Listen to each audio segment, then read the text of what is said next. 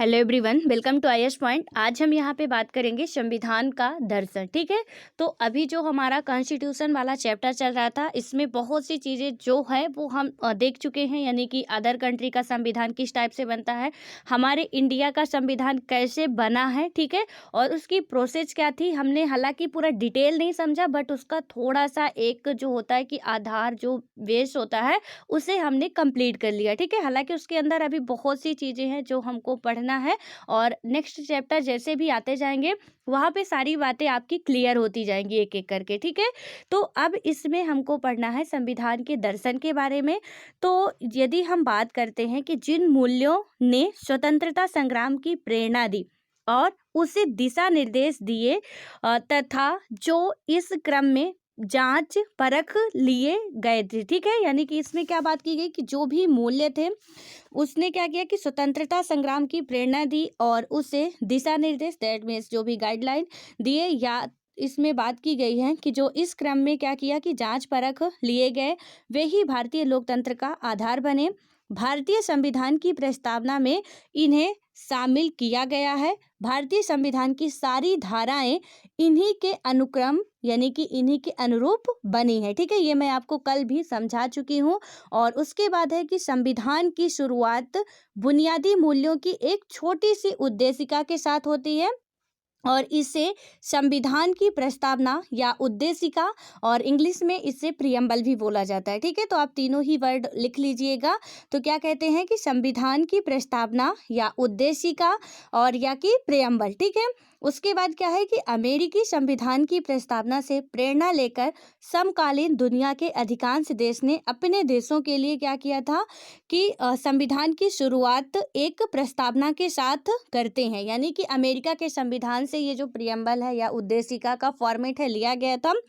आइए अब अपने संविधान की प्रस्तावना को बहुत सावधानी से पढ़ें और उसमें आए प्रत्येक महत्वपूर्ण शब्द के मतलब समझें। ठीक है, संविधान की प्रस्तावना लोकतंत्र का मतलब लोकतंत्र पर एक खूबसूरत कविता सी लगती है। इसमें वह दर्शन शामिल है जिस पर पूरे संविधान का निर्माण हुआ है। यह दर्शन सरकार के किसी भी कानून और फैसले के मूल्यांकन और परीक्षण का मानक तय करता है। इसके सहारे परखा जा सकता है कि कौन कानून, कौन फैसला अच्छा है या बुरा है। इसमें भारतीय संविधान की आत्मा बसती है। ठीक है, यानी कि जो प्रस्तावना है उसे भारतीय संविधान की आत्मा भी कहा जाता है। और ये क्वेश्चन कई बार पूछा गया है कि भारतीय संविधान की आत्मा किसे कहा जाता है, या प्रस्तावना को भारतीय संविधान का क्या कहा जाता है। आपको ऑप्शन दे दिया जाएगा, आत्मा कहा जाता है, शरीर कहा जाता है, हाथ कहा जाता है, पैर कहा जाता है, जो भी है उसको भारतीय संविधान की आत्मा कहा जाता है। ठीक है, हालांकि भीमराव अंबेडकर जी के द्वारा एक और वर्ड है जो हमारा आर्टिकल 32 है, यानी कि जो संवैधानिक उपचारों का अधिकार है, उसे भी भीमराव अंबेडकर जी क्या कहते हैं, आत्मा कहते हैं। बट यहाँ पे संविधान की यदि हम आत्मा की बात करते हैं तो क्या है कि ये संविधान की आत्मा कहा जाता है और संविधान की कुंजी भी कहा जाता है। ठीक है, यानी कि इसका जो मतलब संविधान की जो हमारा दस्तावेज तैयार है, एक लॉक लगा हुआ पूरा उसमें, उसको खोलना है तो कुंजी उसकी क्या है, प्रस्तावना ही है। आप प्रस्तावना पढ़ के आधे से ज़्यादा संविधान को समझ सकेंगे कि हाँ संविधान के अंदर क्या बातें कही गई हैं। तो सबसे पहले यदि हम बात करें अपने संविधान को पढ़ने से पहले कुछ और राष्ट्रों के संविधान की बात करते हैं। तो यहाँ पे क्या लिखा गया है, संयुक्त राज्य के हम सभी लोग। ठीक है, यानी कि मेरी बात करते हैं तो इसमें क्या कहा गया कि संयुक्त राज्य के, अब देखिए कैसे लिया गया था, यानी क्या बातें कैसे ली गई थी, आपको पूरा समझ में आएगा।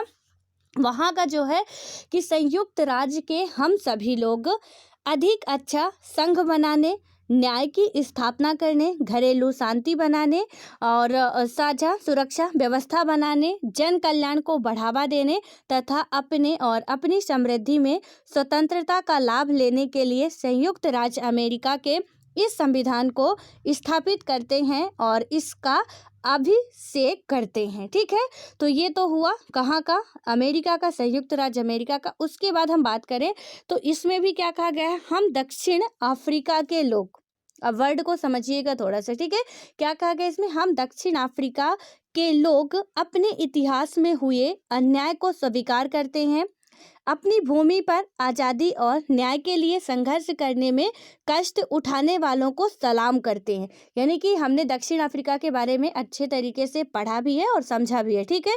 तो गोरों के द्वारा क्या क्या अत्याचार किए गए थे, तो ये क्या कहते हैं, अपने उद्देशिका में इन्होंने ऐसा लिखा है कि हम दक्षिण अफ्रीका के लोग अपने इतिहास में हुए अन्याय को क्या करते हैं, बिल्कुल स्वीकार करते हैं। अपनी भूमि पर आज़ादी और न्याय के लिए संघर्ष करने में कष्ट उठाने वालों को सलाम करते हैं, ठीक है।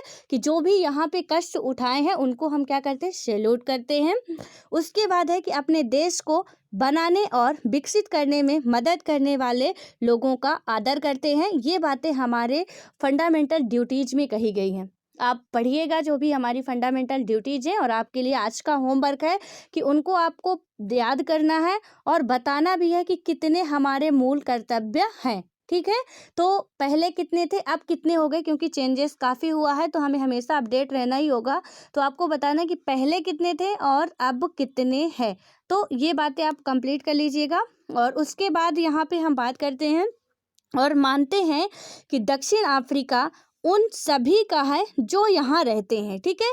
यहाँ की विविधता से जुड़े हैं, इसलिए स्वतंत्र रूप से चुने अपने प्रतिनिधियों के माध्यम से अपने गणतंत्र के सर्वोच्च कानून के तौर पर इस संविधान को स्वीकार करते हैं, जिससे पहले के विभाजन मिटे और लोकतांत्रिक मूल्यों, सामाजिक न्याय और मौलिक मानवाधिकारों पर आधारित एक समाज बन सके।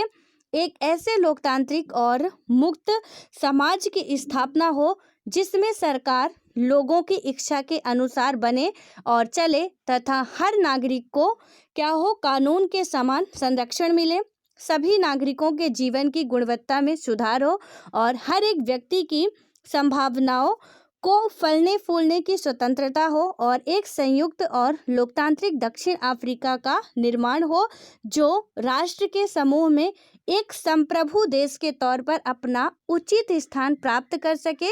ईश्वर हमारे लोगों की रक्षा करे, ठीक है। तो ये कहाँ की प्रस्तावना हो गई, दक्षिण अफ्रीका की हमने देखी, अमेरिका की भी हमने देखी। और आपको पता होना चाहिए कि सबसे पहले पूरे विश्व में, ठीक है, तो पूरे विश्व में सबसे पहले लिखा गया था, यदि लिखित रूप में किसी का संविधान था तो अमेरिका का था। ये बात आप हमेशा याद रखना। तो जाहिर सी बात है कि अमेरिका के संविधान में जो चीज़ें लिखी गई थी तो बहुत से देश जरूर अपनाएंगे, ठीक है, क्योंकि वो सबसे पहले लिखा गया था। तो यहाँ से आप अंदाजा लगा सकते हो। और उसके बाद एक क्वेश्चन और भी आता है कि मतलब लिखित और सबसे बड़ा संविधान या विस्तृत संविधान कौन से देश का है, तो वो भारत का है। लेकिन सबसे पुराना संविधान या सबसे पहले लिखा गया मतलब लिखित रूप में जो संविधान था वो किस देश का है, तो वो है अमेरिका का। पूरे विश्व की हम बात कर रहे हैं, ठीक है। और पूरे विश्व में सबसे बड़ा और लिखित संविधान जो है वो कहाँ का है, भारत का है। उसके बाद अब हम अपने इंडिया में आते हैं। इंडिया की अब संविधान की बात करें हम, तो सबसे पहले उद्देशिका पढ़ते हैं, देन उसके जो जो भी मीनिंग्स है एक एक करके उनको हम समझेंगे, इनका अर्थ क्या होता है। तो क्या लिखा, कितना खूबसूरत सजाया गया यहाँ पे, भारत का संविधान, ठीक है, उद्देशिका। और इसमें क्या बातें कही गई हैं, हम भारत के लोग भारत को एक संपूर्ण प्रभुत्व संपन्न समाजवादी पंथनिरपेक्ष लोकतंत्रात्मक गणराज्य बनाने के लिए तथा उसके समस्त नागरिकों को सामाजिक, आर्थिक और राजनीतिक न्याय, विचार, अभिव्यक्ति, विश्वास, धर्म और उपासना की स्वतंत्रता। यानी कि अब यहाँ पे क्वेश्चन आपसे ऐसा भी पूछा जा सकता है, या कि आपकी समझ के लिए भी आपको ये बातें पता होनी चाहिए कि प्रियम्बल में कितनी स्वतंत्रताएं हैं, ठीक है। क्वेश्चन कुछ वनडे लेवल के एग्जाम होते हैं, वहाँ पे पूछ भी लिया जाता है कि मतलब हमारे प्रस्तावना में हमें कितनी प्रकार की स्वतंत्रताएं प्राप्त है, या कि कितने प्रकार के हमें, यदि हम बात करें तो न्याय की आज़ादी मिली हुई है, ठीक है। तो आपने यहाँ देखा कितने प्रकार के न्याय हैं, सामाजिक, आर्थिक, राजनीतिक, यानी 3 प्रकार के न्याय। ये आप बिल्कुल आपकी जहाँ भी आपकी बुक में लिखी हो, या तो आप मेरे साथ ही इस प्रियम्बल को अभी नोट करिए, ये बहुत इंपॉर्टेंट है। किसी भी ईयर का आप पेपर उठा के देखिए, चाहे कोई वनडे लेवल की एग्जाम हो, चाहे स्टेट पीसीएस का हो, चाहे आपका यूपीएससी हो, इससे क्वेश्चन पूछे ही पूछे जाने हैं। और मैं एक बता दूं आपको, आप दृष्टि की जो वेबसाइट होती है आप उस पे जाओगे, ठीक है, तो वहाँ पे प्रीलिम्स और मेंस दोनों के क्वेश्चन रहते हैं। तो आपको वर्षवार चाहिए या कि विषयवार चाहिए, ठीक है। तो उसमें क्या होता है, जो आप उसमें लिखा रहता है कि वर्षवार क्वेश्चन या विषयवार, तो आप विषयवार पे जब उसमें क्लिक करेंगे तो मतलब जो भी हमारे एक तो पॉलिटी के अलग क्वेश्चन आ जाएंगे, जो भी 2013-11 से 19 तक के आए हुए हैं। 2000 फिर उसके बाद हिस्ट्री के अलग आ जाएंगे, पॉलिटी के अलग, ज्योग्राफी के अलग, सारे क्वेश्चन आपको छांटने नहीं पड़ेंगे, एक जीबी में आपको वहाँ से मिल जाएगा। तो उस वेबसाइट से आप लोग क्या कर सकते हैं, डाउनलोड कर सकते हैं। और उसके बाद आप देखोगे कि जैसे जैसे हमारे जो भी हमारा ये सिलेबस में दिया हुआ है पॉलिटी का, तो आप जब वहाँ पे देखोगे कि मतलब उद्देशिका से कितने कितने क्वेश्चन आए हैं, संविधान निर्माण से कौन कौन से क्वेश्चन पूछे गए हैं, देन उससे नीति निर्देशक तत्व से, फंडामेंटल राइट्स से, जो भी हमारे चैप्टर हैं जितने भी, और जो सिलेबस में दिए हुए हैं, ठीक है, एनसीईआरटी में दिए हुए हैं उनकी बात मैं नहीं कर रही हूँ, या लक्ष्मीकांत में दिए हुए हैं उनकी भी बात मैं नहीं कर रही हूँ, जो हमारे सिलेबस में दिया हुआ है उस हिसाब से पूरा चैप्टर वाइज है कि इस पॉइंट से या इस टॉपिक से कौन कौन से ईयर में कौन कौन से क्वेश्चन या कैसे कैसे क्वेश्चन पूछे गए, ठीक है। तो आपको छांटने की ज़रूरत नहीं पड़ेगी, आप वहाँ से इजीली डाउनलोड कर लीजिए और देखिए। आप मेरी बातों पे आपको ट्रस्ट बिल्कुल मानने की ज़रूरत नहीं है कि आप भरोसा करो, आप खुद जाके पहले प्रैक्टिकली हो, मतलब आप सर्च करो, चेक करो, देन उसके बाद ही आप कुछ आगे करो, ठीक है। तो यहाँ पे क्या हुआ कि हमें 3 टाइप्स की स्वतंत्रताएं मिली हुई हैं। पहली कौन सी हो गई, सामाजिक हो गई, दूसरी कौन सी हो गई, आर्थिक हो गई, तीसरी कौन सी हो गई, राजनीतिक हो गई। ये स्वतंत्रताएं यानी कि उद्देशिका में 3 प्रकार की स्वतंत्रताओं की बात की गई है, सॉरी न्याय की। और उसके बाद आता है 5 प्रकार की स्वतंत्रताएं हैं, ठीक है। पहली विचार, अभिव्यक्ति, विश्वास, धर्म और उपासना, यानी कि 5 प्रकार की स्वतंत्रता मिली हुई है हमको और 3 प्रकार के न्याय मिली हुई है, ठीक है।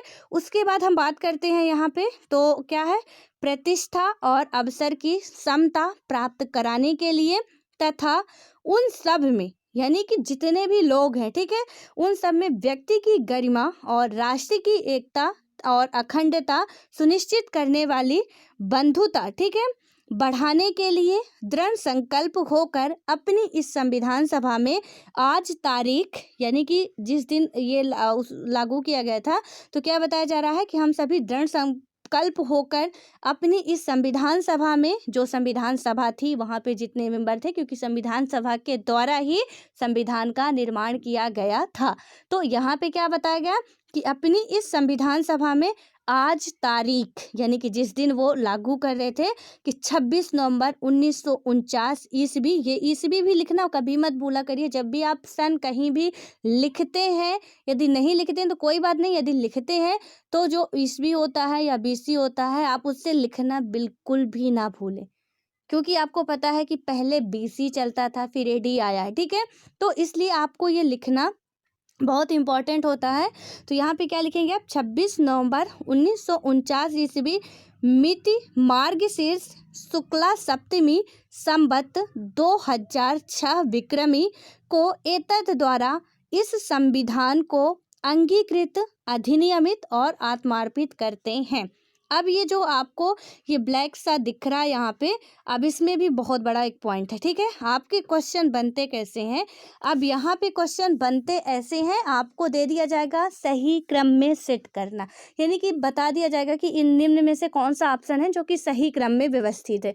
अब वो सही क्रम का मतलब क्या हुआ कि किसी में तो दे दिया जाएगा, ठीक है, अंगीकृत पहले नंबर पर, अधिनियमित और आत्मार्पित, बिल्कुल यही स्टेटमेंट रहेगा। मान लो कि ये ए ऑप्शन हो गया हमारा, ठीक है, अंगीकृत, अधिनियमित और आत्मार्पित।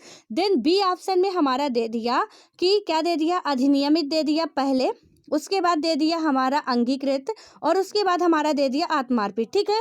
तीसरे ऑप्शन में आत्मार्पित पहले दे दिया, फिर अधिनियमित दे दिया, फिर अंगीकृत दे दिया। आई होप कि आप समझ पा रहे होंगे। तो इनमें से क्या हुआ कि इनको आप बिल्कुल एज इट इज, प्रस्तावना के एक भी वर्ड इधर से उधर नहीं होने चाहिए, ये बात आप हमेशा याद रखना।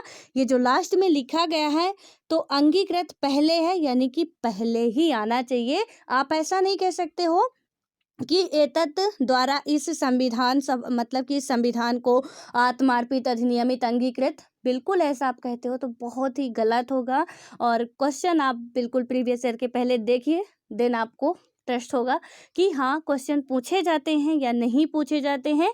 यदि यूपीएससी में नहीं, आप स्टेट पीसीएस का देखिए, वहाँ भी ऐसे क्वेश्चन आपको बहुत इजीली मिल जाएंगे। ठीक है, तो इसमें कैसे आपको याद रखना है कि सबसे पहले अंगीकृत आता है, तो अंगीकृत, फिर अधिनियमित, फिर आत्मार्पित। ठीक है, तो आप ऐसे याद करोगे कि यानी अंगीकृत, अधिनियमित, फिर आत्मार्पित करते हैं। तो ये प्रस्तावना के जितने वर्ड हैं, एक से मतलब अपने से हमको कुछ भी इसमें ऐड नहीं करना है, और गलती से भी हमने किया तो हम गए। ठीक है, ये बात आप हमेशा याद रखना। और ये प्रस्तावना आप रट लो, आपके लिए बहुत काम की चीज़ है। जब भी आप लिखते हो, क्या लिखते हो आप, जैसे हम कोई निबंध लिख रहे हैं सपोज, ठीक है, अब उसमें कहीं न्याय की बात आ रही है, तो हमने लिख दिया निबंध में कि उद्देशिका में हमारे सामाजिक आर्थिक न्याय की बात की गई, यानी कि हमने इसको पुट किया, हमारा वहीं पे मार्क्स लोगों से जो आंसर है वो थोड़ा अदर जो स्टूडेंट है उनसे कहीं ना कहीं अलग दर्शाएगा। ठीक है, कि हमें समझ है, गहरी समझ, यानी कि लिखने वाले जो हैं उनको समझ काफ़ी गहरी है कि आप इस तरीके से लिख रहे हो। जब आप कहीं भी आंसर राइटिंग के लिए कोचिंग वगैरह लेते हो, वहाँ भी यही सिखाया जाता है कि कुछ ऐसे मुद्दे होते हैं कि जैसे ऐसे में हो गया, और ऐसे में तो आपको पता है कि हर टॉपिक जो भी होते हैं, तो हमें इन सारी चीज़ों से कहीं कुछ ना कुछ वर्ड निकाल के पुट करने ही होते हैं। ठीक है, क्योंकि ऐसे होता है जो कि 1000 से 1200 शब्दों में लिखना होता है, और वहाँ शब्द हम कहाँ से लाएंगे। यदि ये सब नहीं करेंगे तो शब्द सीमा हमारी कम पड़ जाएगी, हमारे पास उतने वर्ड ही नहीं होंगे। ठीक है, चलो ठीक है, स्टार्टिंग की हम भूमिका बना लेते हैं, जो भी उनका इंट्रोडक्शन है, देन बॉडी पार्ट जो भी होता है काफ़ी लंबा हो जाता है। तो ऐसा हम करते हैं, कुछ कविताएं लिखते हैं, कुछ वहाँ पे लोगों के थॉट्स लिखते हैं, तब जाके हमारा एक पूरा ऐसे कंप्लीट होता है, और समझ में भी आता है चेकर को, कि जो भी कॉपी चेक करने वाले होते हैं कि हाँ लिखने वाले में समझ है और गहरी समझ है, और अच्छे खासे तरीके से हर एक सब्जेक्ट में पकड़ भी है, और कैसे इंटरलिंक करना है वो भी इस बंदे में दिखाई देती है। ठीक है, तो इसको आप लोग याद कर लीजिएगा। अब यदि हम बात करें एक एक वर्ड की, ठीक है, ये पूरा लिखा हुआ है, और हो सके तो आप लोग जितना इसमें लिखा हुआ है, आपके पास यदि बुक है तो ठीक है, नहीं तो अभी आप ये जो स्लाइड में दिख रहा है, तो आप इसको क्या करोगे, वीडियो पॉज करोगे और उसके बाद आप लिखोगे सारे वर्ड। ठीक है, जिनकी ये मीनिंग लिखी हुई है, क्योंकि ये मीनिंग आपके लिए बहुत यूजफुल है, ये बात आप हमेशा याद रखना। और यदि अभी नहीं तो आप एग्ज़ाम देंगे तो आपको पता ही चल जाएगा कितना इम्पोर्टेंट होता है। ठीक है, इसमें यदि हम बात करते हैं हम भारत के लोग भारत को, तो इसका मतलब क्या होता है कि भारत के संविधान का निर्माण और अधिनियमन भारत के लोगों ने अपने प्रतिनिधियों के माध्यम से किया है, ना कि इसे किसी राजा या बाहरी आदमी ने किया है। इसका मतलब ये हुआ कि हम भारत के लोग, यानी कि संविधान सभा में जो मेंबर थे वो जनता के प्रतिनिधि के रूप में काम कर रहे थे, और इसीलिए उन्होंने ये वर्ड लिखा था, हम भारत के लोग।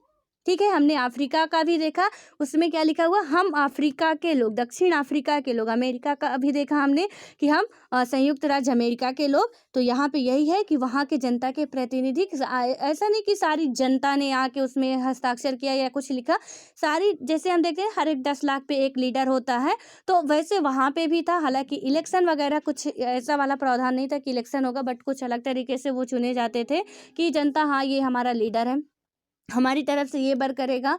और इलेक्शन भी होता था, बट ये नहीं था कि मतलब वयस्क मताधिकार वाला जो था, तो वो नहीं था। ठीक है, उसके बाद आता है कि यदि हम बात करें संपूर्ण प्रभुत्व संपन्न, हमने पढ़ा। ठीक है, तो यहाँ पे क्या हुआ, जो ये हमारा संपूर्ण यानी कि प्रभुत्व संपन्न का मतलब क्या हुआ, कि लोगों को अपने से जुड़े हर मामले में फैसला करने का सर्वोच्च अधिकार है। कोई भी बाहरी शक्ति भारत की सरकार को आदेश नहीं दे सकती है। यानी कि प्रभुत्व संपन्न का मतलब क्या है, कि भारतीय लोग अपने से अधिकार ले सकते हैं, अपने से निर्णय ले सकते हैं, अपने अधिकार को बना सकते हैं, बिगाड़ सकते हैं। बाहर वालों की हिम्मत नहीं है कि वो आके यहाँ पे हमको ऑर्डर दे या हमारा नियम कानून बदले या बनाए। ठीक है, देन उसके बाद आता है, हमने बात की थी पंथ निरपेक्ष की, तो यहाँ पे सबसे पहले आता है समाजवादी। ठीक है, तो प्रभुत्व संपन्न के बाद समाजवादी। समाजवादी का मतलब क्या होता है कि समाज में संपदा, सामूहिक रूप से पैदा होती है और समाज में उसका बंटवारा समानता के साथ होना चाहिए। सरकार जमीन और उद्योग धंधों की हकदारी मतलब कि हकदारी से जुड़े कायदे कानून इस तरह बनाए कि सामाजिक आर्थिक असमानताएं कम हो। ठीक है, यानी कि समाजवादी का क्या हुआ कि जो भी बंटवारा होता है, जो भी चीज़ें होती है, इस तरीके से बनाया जाए कि सामाजिक आर्थिक में जो भी असमानताएं हैं वो कम रहे। और उसके बाद आता है पंथ निरपेक्ष। क्यों जोड़ा गया था? तो नागरिकों को किसी भी धर्म को मानने की पूरी स्वतंत्रता है, लेकिन पहले धर्म निरपेक्ष था, पंथ निरपेक्ष। ठीक है, तो यहाँ पे क्या हुआ कि पंथ जो समाजवादी है, धर्म निरपेक्ष या पंथ निरपेक्ष लोकतंत्रात्मक, तो यहाँ पे क्या हुआ, पंथ निरपेक्ष का मतलब और वन लाइनर क्वेश्चन, जैसे कि कोई 10 नंबर का क्वेश्चन हुआ या कोई 5 नंबर का या कोई 20 नंबर का क्वेश्चन हुआ, तो 20 नंबर में नहीं लेकिन 5 या 10 नंबर के क्वेश्चन या स्टेट पीसीएस में ऐसे क्वेश्चन पूछे जाते हैं, 3 नंबर के भी क्वेश्चन आते हैं, तो उसमें ये छोटी छोटी जो डिफिनेशन होती है उनको पूछ लिया जाता है, समाजवादी क्या है, पंथ निरपेक्षता क्या है, या प्रभुत्व संपन्न क्या है। क्योंकि ये प्रियम्बल मैंने बताया ना कि संविधान की कुंजी है, और जब कुंजी है तो समझ लो कितनी ताकत होगी, यदि कुंजी नहीं है तो ताला खुलने वाला नहीं है। ठीक है, तो यहाँ पे या तो फिर आप संविधान को ही फाड़ डालो, यानी कि मतलब जब ताला खुलेगा नहीं बिना कुंजी के तो खुलेगा नहीं, ताला तोड़ना पड़ेगा, तो इसलिए ये बहुत इंपॉर्टेंट है।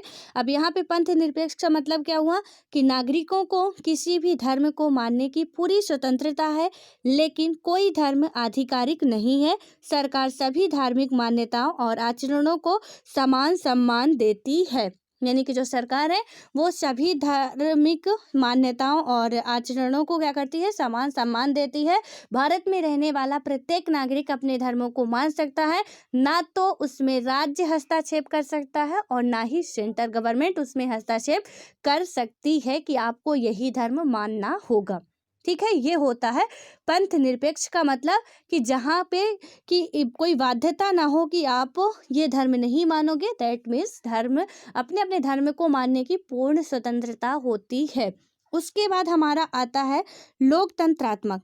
ठीक है, अब हम बात करते हैं लोकतंत्रात्मक की, तो इसमें क्या हुआ कि सरकार का एक ऐसा स्वरूप जिसमें लोगों को समान राजनीतिक अधिकार प्राप्त रहते हैं, यानी कि जो भी सरकार का समूह होता है उसमें क्या होता है कि लोगों को समान राजनीतिक अधिकार प्राप्त रहते हैं, लोग अपने शासन का चुनाव करते हैं और उसे जवाबदेह बनाते हैं, यह सरकार कुछ बुनियादी नियमों के अनुरूप चलती है। ठीक है, यहाँ पे क्या होता है कि राजनीतिक अधिकार सबके पास होता है, दे लोग अपनी सरकार बनाती है। सरकार जो होती है हमने कई बार पढ़ चुका है ये, और जो भी अच्छे से रेगुलर 1 घंटे जो भी आधे घंटे 1 घंटे की क्लास होती है मेरी लेते होंगे, तो मुझे नहीं लगता कि आपको कभी भी पॉलिटी में कोई दिक्कत आने वाली है।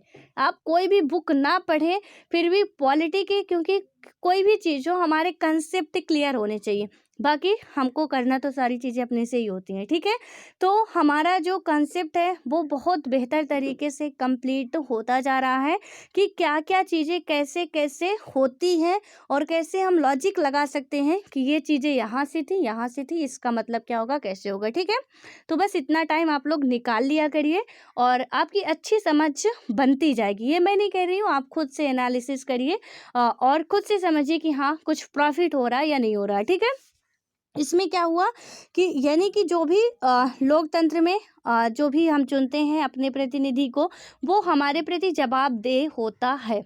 ठीक है, यदि वो कोई नियम कानून बना रहा है उसे जवाब देना पड़ेगा।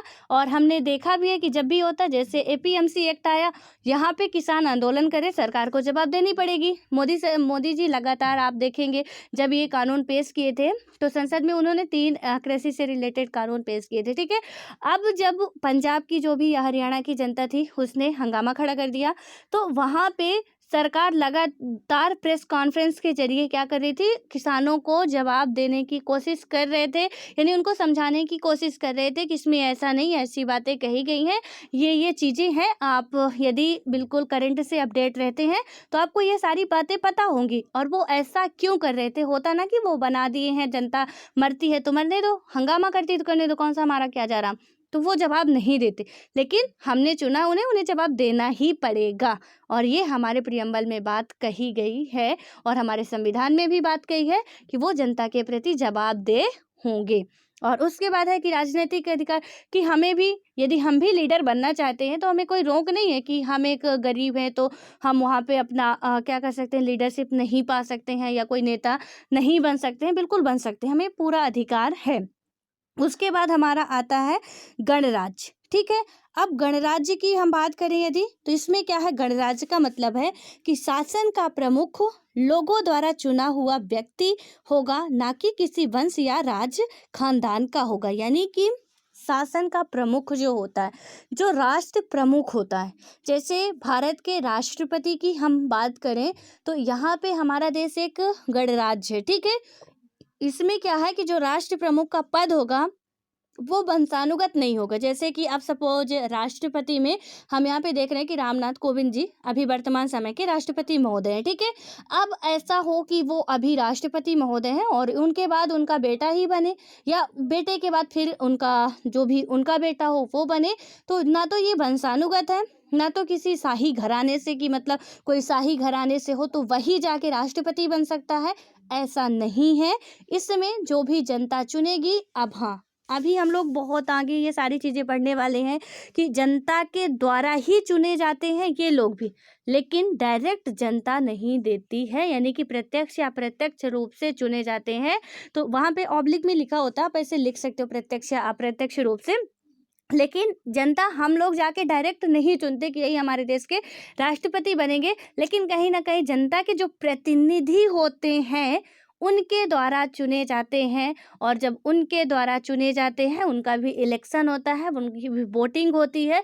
किस तरीके से होती है, पूरा वोटिंग का प्रोसेस दिया गया है, आपको सारी बातें समझाई भी जाएंगी कि राष्ट्रपति का चुनाव कैसे होता है, उपराष्ट्रपति का चुनाव कैसे होता है, कौन हेड होता है कौन नहीं होता है, वो सारी बातें आपको पता चलेंगी।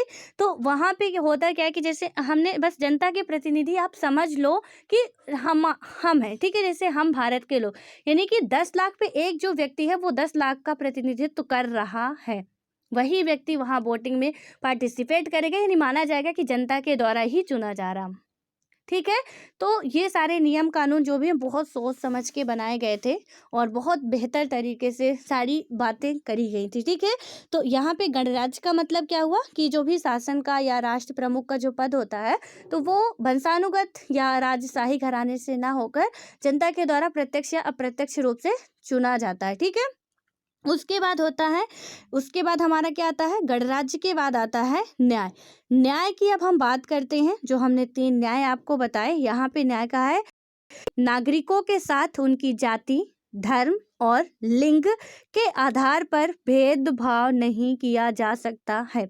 यानी कि सामाजिक, आर्थिक, राजनीतिक, ये 3 न्याय है हमें, कि जब भी हो सकता है आपको, अच्छा आप थोड़ा अपने से दिमाग लगाइए, मैं ये आपको लॉजिक कई बार बता चुकी हूँ, और आप यदि अपना भला चाहते हो तो उसको नोट भी कर लीजिए। ठीक है, क्योंकि जो भी व्यवस्था के आधार होते हैं हमारे, क्या होते हैं, सामाजिक हो गया हमारा, उसके बाद हमारा राजनीतिक हो गया, उसके बाद हमारा आर्थिक हो गया, उसके बाद हमारा धार्मिक हो गया। ठीक है, अब देखो कैसे हो गया, यहाँ पे समाज की बात करते हैं तो वर्ग आता है, जाति आती है, जाति के बाद लिंग आता है, समाज में ये सारी चीज़ें आ जाती हैं। ठीक है, राजनीति में बात करते हैं तो राजनीति में भी हमारा हम देखते हैं कि किस तरीके से उसमें भी भेदभाव रहता है, तो ये हो गया। आर्थिक में हम देखें, आर्थिक में कोई अमीर है कोई गरीब है, ये भी एक बहुत बड़ा मुद्दा है। धर्म में देखते हैं तो कोई हिंदू है कोई मुस्लिम है कोई सिख है कोई ईसाई है, तो इनमें भी काफ़ी ज़्यादा मतलब कि समस्याएं रहती हैं।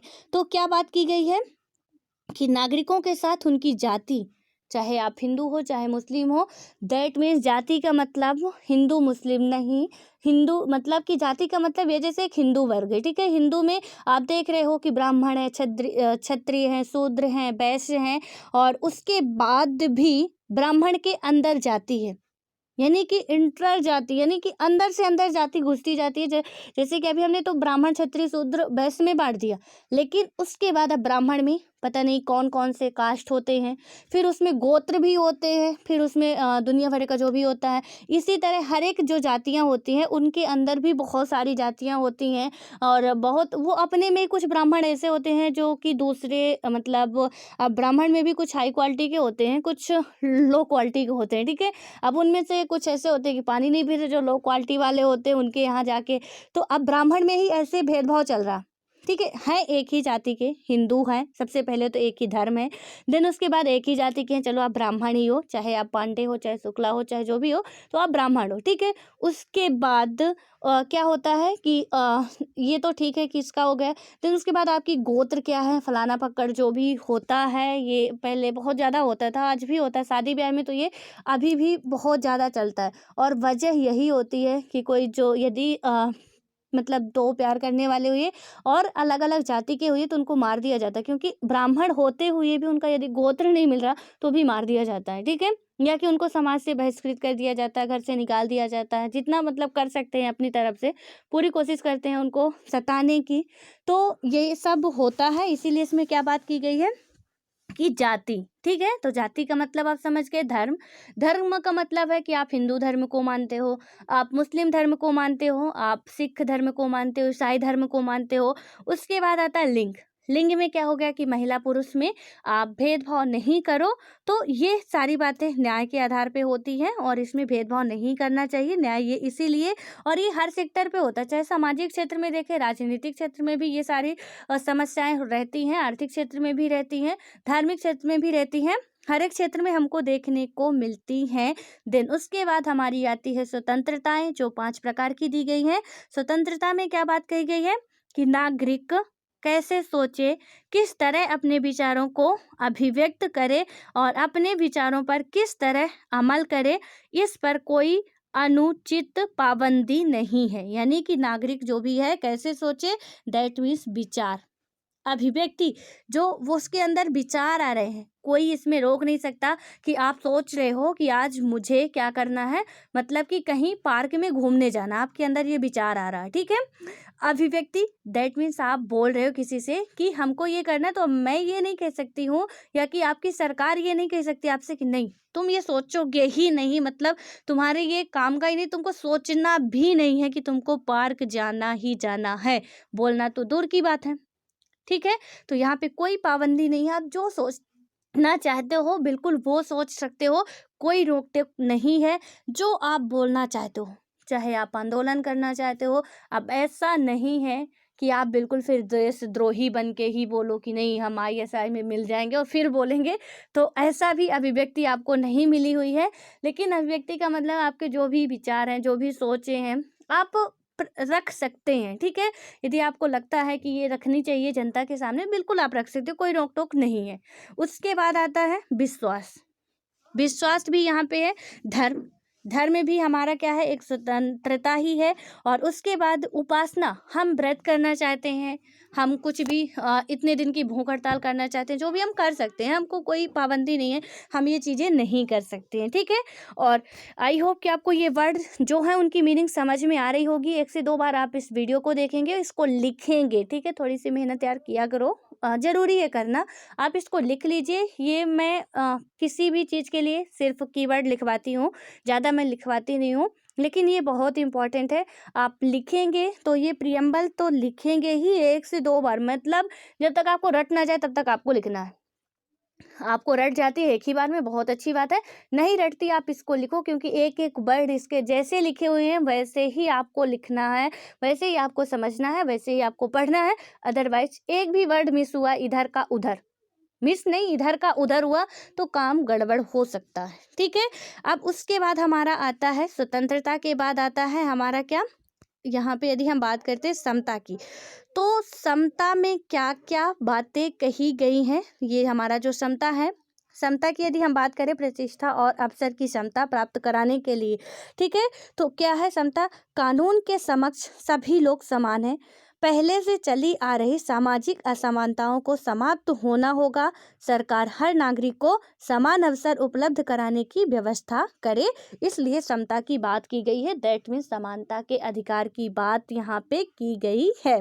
उसके बाद आता बंधुत्व, यानी कि बंधुता। बंधुता क्या है कि इसमें क्या बात की गई हमारे समता के बाद कि प्रतिष्ठा और अवसर, यानी कि हमको हमारी प्रतिष्ठा भी जरूरी है, हमें अवसर भी मिलना चाहिए। जैसे एक उच्च वर्ग के व्यक्ति को या एक अमीर व्यक्ति की प्रतिष्ठा होती है, वैसे ही हमें भी आशा है कि हमारी भी हो। जो भी निम्न अपने मतलब ऐसा रहता है कि समाज में कुछ हाई क्वालिटी के होते, कुछ लो क्वालिटी के माना जाता है, ठीक है। हालांकि सब इंसान है और इंसान के बाद ही कुछ है, लेकिन इंसानियत तो खैर होती नहीं है। तो यहाँ पे क्या होता है कि प्रतिष्ठा और अवसर की समता प्राप्त कराने के लिए, यानी कि कहीं भी अवसर, अब देखिए जो हमारा इतना बड़ा मतलब फंडामेंटल राइट्स में कितने बड़े उसमें लिखा गया, 1-2 पेज तो आपको इसी में निकल जाएगा, समता के अधिकार में ही, ठीक है। वही बात एक वर्ड में यहाँ पे लिख दी गई है, अवसर की समता। यानी कि जो हमारा आर्टिकल यदि हम बात करते हैं 15 है, 16 है, तो समानता के अधिकार में हम देखते हैं कि रोजगार के क्षेत्र में हो, कहीं भी हो, अवसर की समता में हर एक चीज में समान अधिकार मिलने चाहिए। और फिर इसमें भी आप लगाओ, यहाँ पे भी आप लगाओ, ये चीजें तो बिल्कुल छोड़ना ही नहीं है। जाति के आधार पर मतलब सामाजिक, आर्थिक, राजनीतिक आधार पे तो बिल्कुल छोड़ना ही नहीं है, ठीक है। अब सामाजिक राजनीतिक आप समझ गए हो कि क्या क्या उसमें होता है, एक आप उसको पेज में लिख लें तो मेरे ख्याल से बेटर रहेगा। सामाजिक में क्या क्या, आर्थिक में क्या क्या, राजनीतिक में कैसे, धार्मिक में कैसे, वो सारी चीजें एक बार कंसेप्ट आपका क्लियर हो जाएगा ना, फिर आप लाइफ में नहीं भूलने वाले। सारी चीजें आप इसी तरीके से, हम कोई भी बात लिख रहे हैं, देश में हमारे सिर्फ इतने ही जगह पे समस्याएं हैं और इसी से हमारा देश भी बना हुआ है। हमारा क्या, हर एक देश बना हुआ है, ठीक है। तो ये बातें हैं कि यानी अवसर की जो अवसर है, यहाँ पे अवसर की समानता तो हर क्षेत्र में है। आप ना तो जाति के आधार पर भेदभाव कर सकते हो, ना तो लिंग के आधार पर कर सकते हो, ना तो अमीरी गरीबी के आधार पर कर सकते हो, ठीक है। हालांकि होता है, लेकिन इसमें बात की गई है। और उसके बाद क्या है, तथा उन सब में व्यक्ति की गरिमा, यानी कि जो हमारा फंडामेंटल राइट्स 21 कहता है, आर्टिकल 21 में है, तो क्या है, व्यक्ति की गरिमा और राष्ट्र की एकता एवं, यानी कि राष्ट्र की एकता और अखंडता सुनिश्चित करने वाली, अखंडता का मतलब जो जिसका खंडन ना किया जा सके, ठीक है, तो सुनिश्चित करने वाली बंधुता बढ़ाने के लिए, यानी कि बंधुता भाईचारा जो होता है, तो बंधुता का मतलब क्या हुआ कि हम सभी ऐसा आवरण करें जैसे कि हम एक परिवार के सदस्य हों, कोई भी नागरिक किसी दूसरे नागरिक को अपने से कमतर ना माने। यानी कि बंधुता का मतलब क्या हो गया कि कोई भी नागरिक किसी भी नागरिक को कम ना माने कि हम कम है, हम एक परिवार के जैसे हैं सभी, ठीक है। जैसे एक परिवार से हमारा पूरा घर बनता है, वैसे ही कई सारे घरों से हमारा जो भी जिला बनता है, राज्य बनता है, जो भी पूरी उसकी एक क्या है, चैन चली जाती है, ठीक है। कि 2 व्यक्ति हुए, 2 व्यक्ति से 4 व्यक्ति हुए, 4 व्यक्ति से हमारा घर बना, 4 से 8 हुए, घर से परिवार बना, परिवार से फिर हमारा क्या बनता है कि कस्बे बनते हैं, कस्बे से हमारा जो भी गाँव बनता है, गाँव से हमारे शहर बनते हैं, शहर से हमारे राज्य बनते हैं, और राज्य से हमारे पूरा देश बनता है। यानी कि 2 से शुरू हुआ, जाके कहाँ पे खत्म होगा, पूरा देश का हमारे निर्माण हो गया है, ठीक है। तो ये बात हमेशा याद रखना कि हम सभी एक परिवार जैसे हैं माने तो, अदरवाइज हिंदू, मुस्लिम, सिख, ईसाई, अमीरी गरीबी कुछ भी नहीं है, ठीक है। बस एक ये है कि ये सारी चीज़ें जो होती हैं, एक तो टाइम की बर्बादी, दूसरा मतलब कि अपनी एनर्जी वेस्ट करो कि हम अपने को ही साबित करने में, अपना अब साबित करना है तो कुछ ऐसा करें कि लोग खुद ही हमको पहचान जाएं। क्या ज़रूरत है कि हम बताएं नहीं नहीं हम ऐसे हैं, तुमने हमारा सम्मान नहीं किया, ये नहीं किया। सम्मान पाने लायक बनो, उसके बाद तो हर एक व्यक्ति, चाहे कोई देखता ही नहीं कि आप किस कास्ट से आते हो या किस धर्म से आते हो, किस धर्म को मानने वाले हो। आप यदि टॉप पे हो तो यकीन मानना सारी चीज़ें हमारे लोअर वालों के लिए ही होती हैं, ये बात हमेशा याद रखना, ठीक है। इनके लिए ही जितना जाति धर्म दुनिया धक्कर जितना भी होता है, सब इनके लिए ही होता है। लेकिन जो टॉप वाले होते हैं, क्या आपको लगता है कि इनके लिए कुछ होता है? इनके लिए कोई नहीं पूछता इनकी जाति क्या है, इनका धर्म क्या है, इनके रीति रिवाज क्या है, कोई भी नहीं पूछता है, ना तो किसी की पूछने की हिम्मत है। हर एक व्यक्ति उनकी रिस्पेक्ट करता है। आप आज के समाज में रह रहे हो और इतना तो मुझे पता है कि मतलब आप में से जितने भी लोग हों तो स्कूल तो गए ही होंगे, कॉलेज भी गए होंगे, बाहर भी कहीं गए होंगे और यदि अच्छी फैमिली से बिलोंग करते हैं तो कुछ अच्छे लोगों से भी मिले होंगे। वहाँ पे बिल्कुल भी ये चीज़ें नहीं देखने को मिलती हैं कि यहाँ पे क्या है, जाति धर्म दुनिया भरे का जो भी होता है वो नहीं होता। लेकिन यहाँ पे आपको हर चीज़ें देखने को मिलती हैं, हर समस्याओं का सामना आप ही करते हो।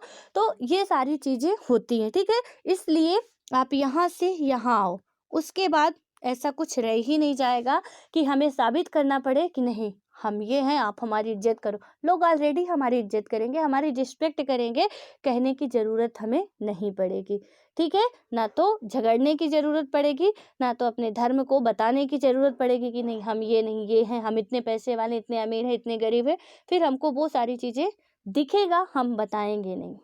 ठीक है। सो आई होप कि आपको ये पूरा चैप्टर क्लियरली अच्छे से समझ में आ गया होगा।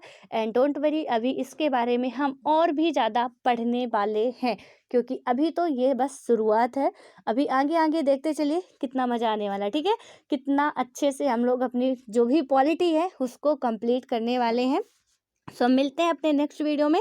तब तक के लिए बाय बाय। आप सभी पढ़ते रहो और प्लीज़ इससे आप लोग लिख के पढ़ के रट के मतलब एकदम से फिनिश कर दीजिए कि ये चीज़ें आपसे कहीं से भी प्रियम्बल तो भूले ही ना, आपके मुंह में होनी चाहिए पूरा लास्ट तक।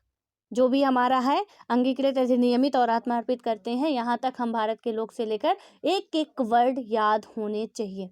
और पेपर उठा के पहले आप देखो, जो मैंने बताया, जो जिस वेबसाइट का मैंने नाम लिया वहाँ से आप खोलो और वहाँ से आपको मिल जाएंगे। आप उससे क्या करो, छांट के क्वेश्चन देखो और फिर अपना काम करो, ठीक है? तो अब मिलते हैं अपना नेक्स्ट वीडियो में।